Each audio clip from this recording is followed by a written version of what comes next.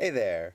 My name's Taryn, and this week we're going to make sure that your D&D players never trust their dungeon master ever again. So, I've sculpted a mimic before, and I basically just copied it from the official 5th edition art. Now, in my ongoing quest to use up as many old crafting materials as I can, I decided to try and scratch build these little guys here, but in a way that I've never really seen before.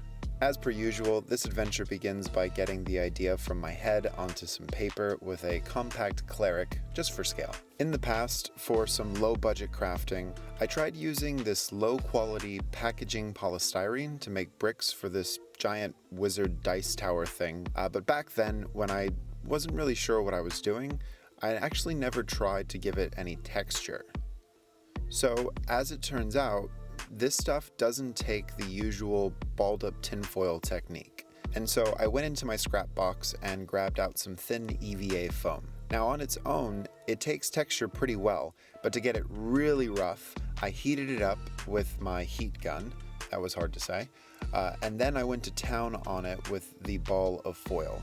It should be noted here that the fumes that come off of the foam are toxic, so be sure to do this outside or at the very least wear a mask. From there, it was time to cut up some bricks, and ultimately I'm going to need more of these in the future, so I'm just going to sit here and cut up a few extra. Because these are for monsters, I'm definitely going to take some liberties with the shape and size, just to give them as much variety as possible. Since I have so much of that packaging polystyrene from before, I cut some larger pieces down to size to make the core for each of the columns. And I just need to make sure that they'll be thin enough so that when I add on the bricks, they don't get too thick. To add the bricks onto the core, I use a hot glue gun to create a border at the top and the bottom, since it sets much faster. It took a little bit of finessing though, as I realized that when my hot glue gun gets to full temperature, it actually starts to melt the polystyrene. But thankfully, I got the border complete and I could switch to using just regular PVA to put on all the other bricks. In the end, I just left some space where I knew I wanted to add in the mouths of each of the mimics. Alright, so it's time to bring this thing to life. And to do that, I'm using a 2-part epoxy putty. You could use green stuff, epoxy sculpt, just a general plumber's epoxy from the hardware store. Anything you have works just fine. I get my stuff locally, and when someone pays me to talk about it, I'll be more than happy to. Please sponsor me! So for sculpting, epoxy clays are great for adding small details, claws, teeth, tongues, etc. Once the teeth were done, it was time to paint it black. Well, at least the mouth anyways. From there, I can start gluing in the tongue and the teeth. And this was a bit messy as I tried to be cheap and just use the PVA glue, but I quickly had to switch to the trusty hot glue gun. Once each row of teeth were tacked down, I covered them with some more PVA glue just for a little extra strength, and then rinse and repeat on the second column. Now to finish. To finish up the build portion of these minis, I'm going to cut and then tear the foam so that I have some irregular edges for more bricks. Using a sculpting tool, I pull and tear at them just to make sure I have an incredibly rough edge. The next set of bricks needs to look far more cracked and broken so I can place them all around the teeth. This is the same operation as before. Cutting, gluing, cutting, and gluing.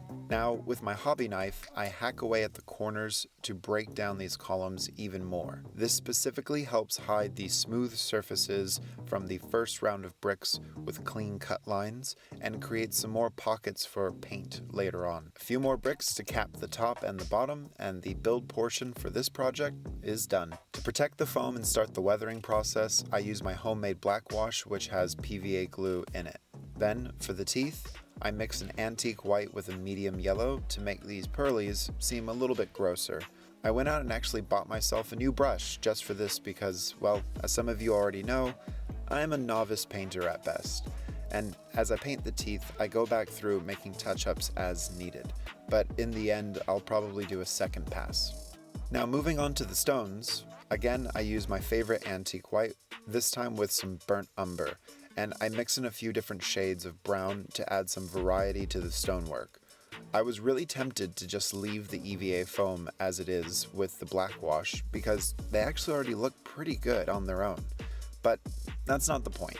Every project is a chance to improve and learn something new, and I don't ever want to stop. So just spending a few more minutes painting and these mimics will go from looking okay to really good. Once the stones are painted and dry, I do a final dry brush with titanium white over the entire surface. And then I can finally finish with a more selective black wash. I have to say, this is one of the slickest paint jobs I've ever done. And I know it's just stone, but that being said, I'm still incredibly proud of how these two chompy boys turned out. As usual, if you like my stuff, you could hit the like button, share it with a friend, and comment below if you have some ideas of builds you'd like to see in the future. Oh, and of course, please subscribe so you don't miss anything. If you'd like to support me directly, check out the links in the description. Thanks for sticking it out to the end. Be safe, keep making. Cheers.